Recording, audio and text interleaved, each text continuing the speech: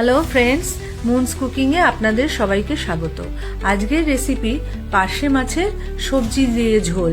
তার জন্য এখানে রয়েছে পার্শে মাছ, রয়েছে আলু, লাউয়ের ডাঁটা, বেগুন, টমেটো, ডালের বড়ি, ধনেপাতা, কাঁচা লঙ্কা আর রেগুলারের কিছু মশলা। কড়াইয়ে আমি সর্ষের তেল দিয়ে দিলাম। তেল গরম হয়ে গেছে, মাছগুলো এক এক করে ভেজে নেব। পার্শে মাছ একটু নরম প্রকৃতির হয়, আমি লেবুর রস মাখিয়ে নিয়েছি, তাহলে মাছগুলো ভাঙে না। আপনারা ভিনিগারও দিতে পারেন।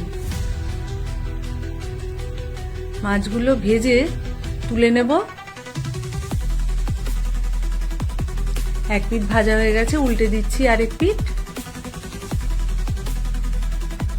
এবারে তুলে নিচ্ছি। সব সময় তো আমাদের বেশি তেল মশলা খাবার খেতে ভালো লাগে না, অনেক সময় বেশ হালকা পাতলা ঝোল খেতে ভালোই লাগে। সেরকমই এইরকম একটা ঝোল। এবারে আমি বড়িটা ভেজে নিচ্ছি।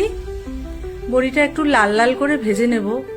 এগুলো বাজার থেকে কেনা বড়ি, তার জন্য আমি বড়িগুলো আগে শুকনো খোলায় ভেজে নিই, তারপরে তেলে দিই। আগের ভিডিওটা আপনাদের দেখাতে পারলাম না। বড়িগুলো ভাজা হয়ে গেছে, তুলে নিচ্ছি। ঘরে যারা বড়ি দেয় সেই বড়িগুলো আরো বেশি টেস্টি হয়। দিয়ে দিলাম জিরে ফোড়ন। ফোড়নটা ভাজা ভাজা হলে এবার দিয়ে দিচ্ছি কেটে রাখা আলু। সবজিগুলো এক এক করে ভেজে নেব, ঝোলটা খেতে ভালো লাগবে। নুন আর হলুদ পরিমাণ মতো। আলুটা ভাজা হয়ে গেলে তারপরে দেব বেগুন। ভাজা হয়ে গেছে আলুটা, একটু সরিয়ে জায়গা করে নিয়ে এবার এখানটা বেগুনটা ভেজে নেব। বেগুনটা ভাজা হলে তারপরে ডাঁটাটা দেব। ডাঁটাটা তো নরম, আগে দিয়ে দিলে জল বেরিয়ে যাবে। এবারে ডাঁটাটা দিয়েও একটু সাঁতলে নেব, একটু ঢাকা চাপা দেব। সবজিটা হালকা নরম হয়ে যাবে, তারপরে মশলাগুলো দেব এক এক করে। এবার দিয়ে দিচ্ছি আদা আর কাঁচা লঙ্কা বাটা।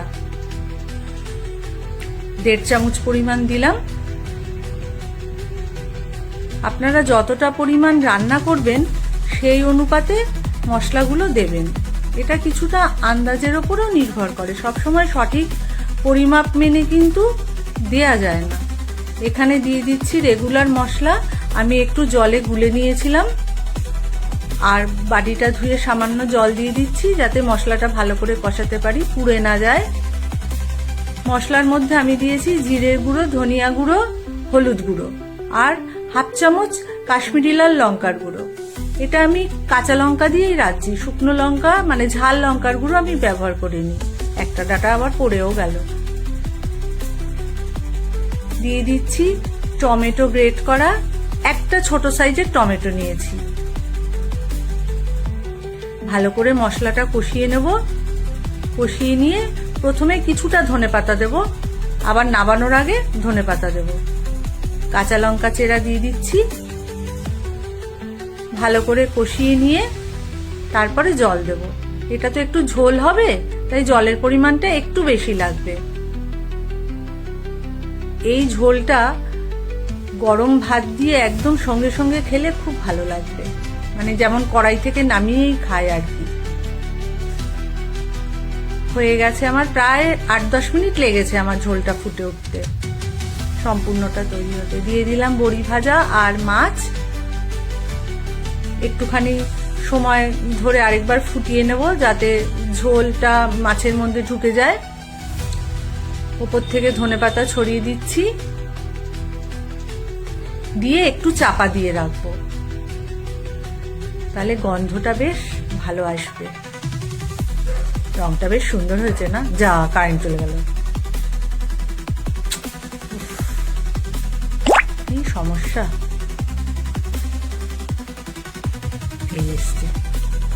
হয়ে গেছে ঝোল, তুলে নিচ্ছি। অন্ধকারে জানি না আপনারা দেখতে পেলেন কিনা। ব্যাস, আমার সবজি দিয়ে মাছের ঝোল রেডি। গরম ভাতে একবার খেয়ে দেখবেন, ভালো লাগলে অবশ্যই একটা কমেন্ট করবেন।